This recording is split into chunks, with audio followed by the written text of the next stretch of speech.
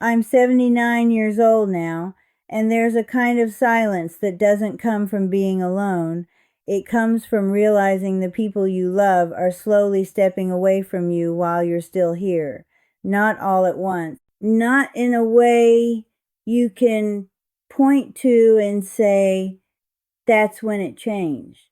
It happens quietly over time until one day you're sitting in your own home and it doesn't feel like a place filled with memories anymore. It feels like something being evaluated. My name is Harold. I spent most of my life as a mechanic, working long hours in a small garage I built with my own hands. I raised 4 children in this house, paid every bill, fixed every broken thing, tried my best to give them a stable life. And for a long time, I believed that was enough, that one day when I got older, that same care would find its way back to me. When I was young, I thought love was something you earned through sacrifice. You worked hard, you provided, you stayed strong, and in the end, your family would be there. That was the deal I made with life, even if no one ever said it out loud. Back then, this house was always full. Noise, arguments, laughter, doors slamming, music playing too loud. I used to complain about it sometimes, tell them to quiet down, tell them I needed peace. Funny how life works, because now I have all the peace I ever asked for, and I'd give anything to hear that noise again. After my wife Linda passed away, things started to change. Not immediately. At first, the kids called more often, came by, checked on me, brought food, sat with me, made sure I wasn't falling apart, and I appreciated that. I really did. I told myself, you did something right. Look at them. They care. But slowly, something shifted. It didn't happen in one moment. It started with small things. Things that didn't seem important at the time. My oldest son, Daniel, began coming by on weekends. He'd walk through the house, not really sitting down, not really talking much, just looking around, noticing things. Dad, this place needs work. That railing's loose. The paint's peeling. I'd nod, tell him I'd take care of it. Maybe I would, maybe I wouldn't. At my age, you pick your battles. He'd take out his phone sometimes, snap a picture here and there, said it was just for reference. I didn't think much of it back then. I trusted him, why wouldn't I? My daughter Elise had a different approach. She'd come by during the week, bring me lunch, sit across from me at the table where Linda and I used to eat together every night. But halfway through our conversation, she'd drift, start talking about the house, how big it was, how much work it must be. Have you ever thought about moving somewhere smaller, Dad? She'd ask. I'd laugh it off, change the subject, ask about her job, her kids. But somehow the conversation always found its way back to the same place. The house, not me. At first, I told myself they were just concerned. That's what children do, right? They worry. They try to help. They want what's best for you. But there was something about the way they asked. It didn't feel like concern. It felt like calculation, like they were trying to understand something, measure something, prepare for something. I remember one afternoon very clearly. Daniel was standing in the living room just staring at the old cabinet Linda loved so much, the one we saved 4 years to buy. He wasn't smiling, wasn't reminiscing, just looking like he was trying to decide something. I asked him what he was thinking about. He said, "Nothing, Dad, just remembering." But I could see it in his eyes. He wasn't remembering. He was assessing. That was the first moment something didn't sit right with me. Not enough to confront him, not enough to admit anything, just a small feeling in the back of my mind that I pushed away. Because the truth is, when you get older, you don't want to believe your children might see you differently. You hold on to the version of them that used to run to you for help, for comfort, for answers. You don't want to see the version that's already imagining life without you. The second thing I started noticing came up when I talked about my health. I've been lucky for the most part. A few aches, a few bad mornings, but nothing serious. Whenever I told them I was doing well, that I felt strong, there was always this brief pause, like they didn't know what to do with that information. But the moment I mentioned something small, a dizzy spell, a bad night's sleep, suddenly they were interested, asking questions, wanting details, staying on the phone longer. At first, I thought it was because they cared more when something was wrong. That made sense. That's what family does. But after a while, I noticed a pattern. When I was fine, they had nothing to say. When I wasn't, they leaned in. It was subtle, almost invisible. But once you see it, you can't unsee it. I remember calling my son one evening just to talk. I told him I'd had a good day. Went for a walk, fixed a loose hinge, even cooked myself a proper meal. He said, "That's good, Dad," and within minutes the call was over. The next week I mentioned I'd felt a little off one morning. Nothing serious, just stood up too fast. That conversation lasted nearly half an hour, and that's when something inside me shifted. Not fully, not completely, but enough to make me start paying attention, because it wasn't just about concern anymore. It felt like they were waiting, watching, not wishing me harm, no, but preparing for the moment when I wouldn't be strong anymore. And I hated myself for even thinking that. What kind of father suspects his own children of something like that? So I pushed it away again, told myself I was being paranoid. That age makes you sensitive. That loneliness makes you imagine things that aren't there. But deep down, I knew something was changing. The house felt different when they visited. Conversations felt different. Even the way they looked at me, it wasn't the same. And still I said nothing. Because sometimes the truth isn't something you're ready to face all at once. Sometimes it comes to you slowly in pieces until one day you have no choice but to see it clearly. And by then, something inside you has already started to break. For a while, I tried to convince myself that what I was feeling wasn't real, that it was just loneliness playing tricks on my mind.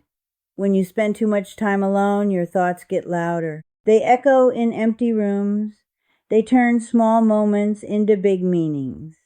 At least that's what I kept telling myself. But the truth has a way of repeating itself until you finally listen. After that shift, I started noticing more, not just in what my children said, but in what they didn't say. The silence between us began to feel heavier than the conversations themselves. My second son, Michael, started calling more often, but the calls always had a direction. He'd begin casually enough, asking how I was doing, what I'd been up to, but within minutes, the conversation would turn. "Dad, do you still keep all your documents in the same place? Dad, do you have someone who can access your accounts if something happens? Dad, you should really think about organizing everything. It would make things easier." Easier for who? I remember sitting there with the phone in my hand, staring at the wall as he spoke, realizing something uncomfortable. He wasn't asking these questions to make my life easier. He was asking to make things simpler after I was gone. It wasn't about helping me live. It was about preparing for my absence. I tried to brush it off, told him everything was fine, that I had things under control, but he kept pushing. Gently, politely, like he was doing me a favor. "Dad, we're just trying to help you." That sentence, I heard it more and more, and every time it felt less like help and more like pressure. Elise did the same thing, but in a quieter way. She never asked directly. Instead, she told stories. Stories about her friends whose parents had passed away, about how messy things got, about arguments over money, confusion over wills, stress that could have been avoided. Then she'd look at me and say, "You don't want that for us, do you?" It sounded reasonable, responsible even, but there was something underneath it, something unspoken. She wasn't asking me what I wanted. She was telling me what would be easier for them. I started to feel like my life was turning into a checklist for other people, documents, decisions, plans, everything reduced to what would happen after I was gone. And I was still here, still breathing, still thinking, still living in the same house I had built my life in. But somehow, that didn't seem to matter as much anymore. The visits became different too. There was one afternoon that stays with me. Michael said he wanted to come by with his kids. I was excited. I cleaned the house, made lunch, even baked something Linda used to make. I wanted it to feel like it used to, but when they arrived, it wasn't like that. The kids ran around for a bit, but Michael, he barely sat down. He walked from room to room, opening doors, looking at things, asking questions. "How old is this fridge? When was the last time you fixed the roof? Do you still have the paperwork for the property?" It didn't feel like a visit. It felt like an inspection. At one point, I caught him taking a photo of the backyard. He didn't notice I saw him, or maybe he did and didn't think it mattered. I stood there in the hallway, watching my own son document my home like it was something he was preparing to take over. That moment, it did something to me. Not anger, not right away, just a quiet kind of realization. I was no longer the center of these visits. The house was, the things inside it were. What I owned had become more important than who I was. That evening, after they left, I sat in the living room looking around at everything. The same furniture, the same walls, the same memories. But it all felt different now. Not like a home, like an asset. And I hated that word. But it was the only one that fit. Another thing I couldn't ignore anymore was how little they shared with me. There was a time when my children told me everything. Their problems, their successes, their fears. I was part of their lives. But somewhere along the way that stopped. I found out about Michael's promotion from someone else weeks after it happened. Elise's daughter won an award at school. I saw it in a photo someone else posted. No call, no message, nothing. It wasn't that they forgot. It was that they didn't think to include me anymore. And that hurt more than anything they had asked me, because it meant I was no longer part of their present. I had become something else, something from the past and something tied to the future, but not something in the now.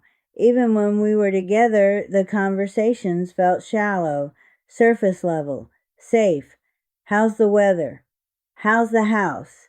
Are you taking your medication? Nothing real, nothing meaningful. It felt like they were talking to someone they didn't really know anymore, or didn't need to know. The moment that truly shook me happened at a family gathering. We were all at Daniel's house. A birthday for one of the grandchildren. The place was full, noisy, alive. For a moment it almost felt like the old days. I was sitting in the living room, resting a bit, when I heard voices from the kitchen. My children, they didn't know I could hear them. Elise was speaking first. "I don't think he should be driving anymore." Michael agreed immediately. "Yeah, it's not safe. We should deal with that before something happens." Then Daniel added, "And the house? He can't keep up with it. It's going to become a problem." A problem. That's what I was becoming. Not their father. Not the man who raised them. A problem to solve. I sat there listening, feeling something heavy settle in my chest. Not anger. something deeper, disappointment. They were making decisions about my life without me, talking about me like I wasn't even in the house, like I was already gone. I walked into the kitchen after that. They stopped talking immediately. The room went quiet. They looked at me, surprised, maybe a little guilty, but no one said anything. And do you know what I did? I apologized. I said, sorry, I didn't mean to overhear. Even now, I don't understand why I said that. Maybe because part of me still wanted to believe they meant well, that I was the one misunderstanding, that it was easier to blame myself than to face what was really happening. But that moment stayed with me because for the first time, I didn't push the feeling away. I let it sit there, and it told me something I didn't want to hear, that my children had already started adjusting to a life without me in it. And I was the last one to realize that night after the gathering. I didn't sleep. I sat in my chair by the window, the same chair where Linda used to read in the evenings, and I just stared out into the dark. The street was quiet, not a single car passing, not a single light turning on in the neighboring houses. It felt like the whole world had paused, except my thoughts. When you reach a certain age, you expect loss. You expect your body to slow down, your circle to grow smaller, your days to become quieter. But no one prepares you for this kind of loss, the kind where people are still alive, still within reach, but somehow already gone from your life in the way that matters. I replayed every moment in my mind, every visit, every conversation, every question that seemed harmless at the time. And when I looked at it all together, not one piece at a time, but as a whole, the pattern became impossible to ignore. They weren't waiting for me, they were waiting for what came after me. And the hardest part was this: I don't think they even realized it themselves, not fully, not in a way they would admit. They still saw themselves as good children, caring children, responsible children, but somewhere along the way, their love had changed shape. It had become practical, organized, transactional. It had stopped being about sitting with me and started being about preparing for my absence. I sat there for hours, letting that truth settle into me.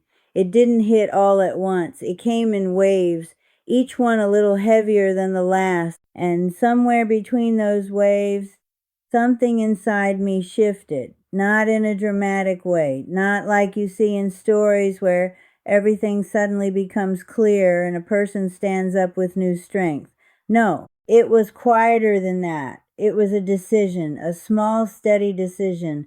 I realized I couldn't change them. I couldn't go back in time and raise them differently. I couldn't force them to feel something they didn't feel anymore. I couldn't make them see me the way I wanted to be seen. But I could change one thing.